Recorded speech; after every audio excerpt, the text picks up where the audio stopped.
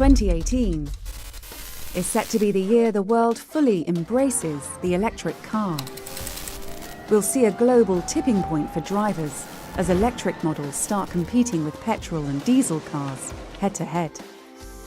In 2018, for the first time, we're going to see that it's cheaper to buy an electric car than a petrol or a diesel car. And by cheaper, we mean the total cost of ownership.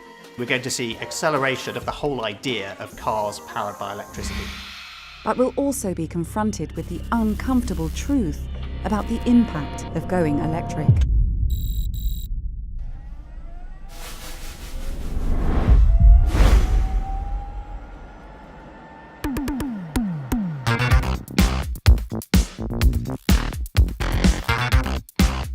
They've long been vaunted as the vehicle of the future.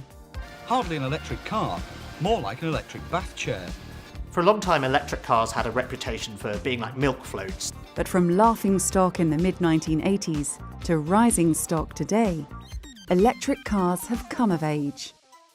New technology means the range is much better, and some of these cars can outperform the fastest supercars when it comes to acceleration. Batteries are much cheaper and better than they used to be. A better battery has been the holy grail of the electric car makers for some time. Prices of batteries have more or less halved since about 2012. In 2013, a Nissan Leaf could travel about 120 kilometres. Now cars are travelling 500 kilometres on a single charge. 2018 will be a tipping point for the adoption of electric cars, because the more people who do it, the more other people will want to do it. There will be demand to build charging points and other infrastructure for them, and that will make other people more likely to buy electric cars. So you get this snowball effect. Companies are clambering to take the lead, with billions in investment and promises to make the switch. It's very clear to us that an electrified car is what consumers want. From 2020, all of our new vehicles will be electrified. Why are we making electric cars? To accelerate the transition to sustainable transport. But it's pressure from governments that's driving this push from the industry. We've seen Britain and France saying you're not going to be able to buy a purely fossil fuel car by 2040. We're seeing cities like Paris, Mexico City, Athens, Madrid saying they're not even going to allow diesel cars into the city after 2025. We can expect to see more of these sorts of tightening of the regulation around fossil fuel cars coming in 2018.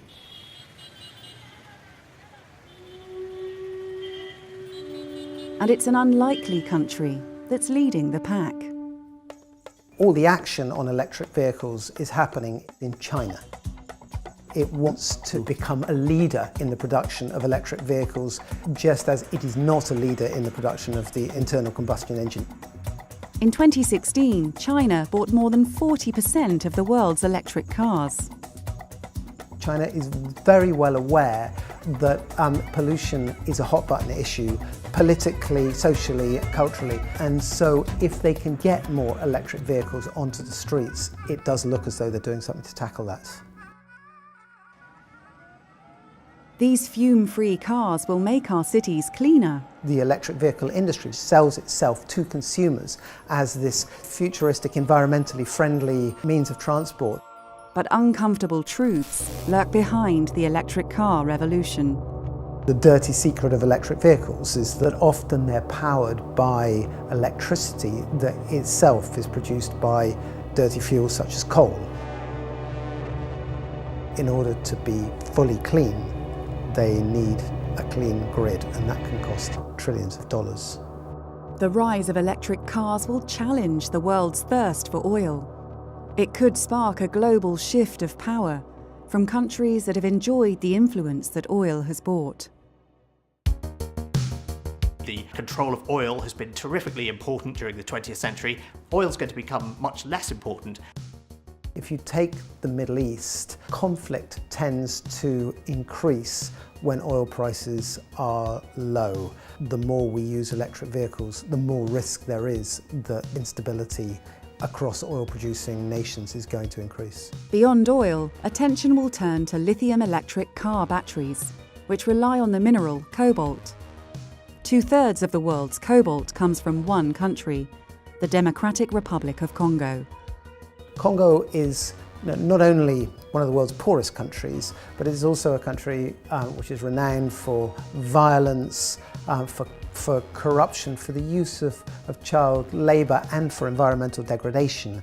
Demand for cobalt has doubled over the past 5 years and is set to triple by 2020.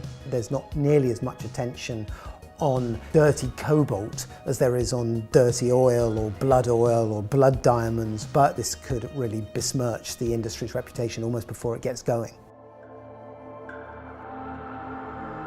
But the electric car revolution is coming. After 2018, there will be no turning back. The combustion engine as we know it was invented in the 1880s, and it's had a pretty good run. There is almost unstoppable momentum behind the electric vehicle, so eventually the internal combustion engine will go. When it comes to the cars that most people drive, electric cars really are the future.